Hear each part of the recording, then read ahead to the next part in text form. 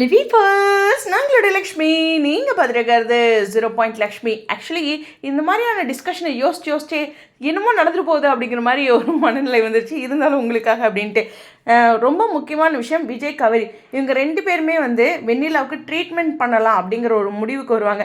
வெண்ணிலா first பாதிக்கப்பட்டிருக்காங்க இல்லையா, அந்த ட்ரீட்மெண்ட் அப்படிங்கிற ஒரு வியூக்கு தான் ஃபஸ்ட்டு நகர்வுகள் வரும். எனக்கு தெரிஞ்சு இது ரிலேட்டடாக ப்ரமோவே வரலாம். ஃபஸ்ட்டு காவேரி இந்த இடத்துல வெண்ணிலா பற்றி விஜய் கிட்டே எந்த அளவுக்கு சொல்கிறாரு அப்படிங்கிறது, வெண்ணிலா பற்றி விஜய் கேட்டோன்னே என்ன அதிர்ச்சி ஆகிறாரு அப்படிங்கிறது, எவ்வளோ ஒரு விஷயம் இருக்கும் நம்ம வாழ்க்கையில். இல்லை அவங்கள பார்க்கவே முடியாது, என்னமோ போ அப்படின்னு ஒரு விஷயம். ஆனால் அதில் பாஸ்ட் லவ் அப்படிங்கிற ஒரு பர்சன் திரும்பி இருக்காங்க, இப்படி ஒரு மனநிலையில் இருக்காங்க.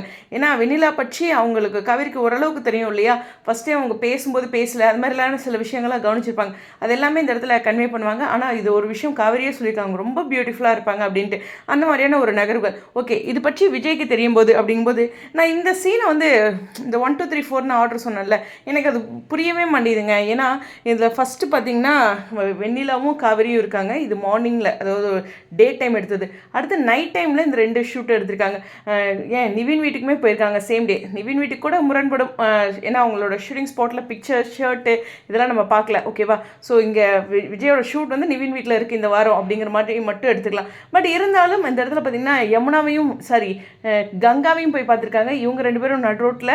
பட் சம்திங் எனக்கு தெரிஞ்சு இந்த வெண்ணிலா ரிலேட்டடாக ஆறுதல் சொல்கிறாங்களா விஜய்க்கு, பார்த்துக்கலாம் ஏதாச்சும் ஒன்று அப்படின்ட்டு கலங்கி போய் நிற்கும் போது அப்படிங்கிற மாதிரி தோணுது. பட் அதுக்கு அடுத்த நாள் வீட்டுக்கும் அழைச்சிட்டு வந்திருக்காங்க.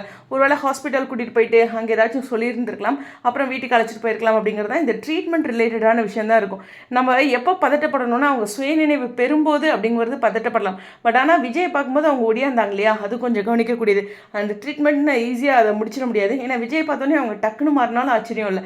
ஏன்னா விஜயை பார்த்து அவங்க ஆல்ரெடி ஒடியாந்துருக்காங்க. பர்த்டே அன்னைக்கு, காவிரியோட பர்த்டே அன்னைக்கு ஆசிரமத்துலேருந்து. ஆனால் பேர் சொல்லி கூப்பிடலாம் அவங்களால கூப்பிட முடியல. பட் விஜய் பார்த்து ஒடியாந்துருக்காங்க. இது மாதிரி எக்கச்சக்கமான விஷயங்கள் இருக்குது. அப்பா வாழ்க்கையே பரவாயில்லையாட்டுருக்கு இருக்கிற பிரச்சனைக்கு அப்படிங்கிற மாதிரி விகா ஃபேன்ஸாக இருக்கிறது ரொம்ப கஷ்டமாக இருக்கேன். பிரவீன் மன்னர் சார் போட்டு மண்டையை குழப்பறாரு அப்படின்ட்டு எல்லாரும் தவிச்சு போயிருக்கீங்க. ஓகே, இந்த வாரத்துக்கான ப்ரமோ ரொம்ப ரொம்ப க்ரூஷியல் இல்லையா, ரொம்ப எதிர்பார்ப்புகளோடு இருக்குது.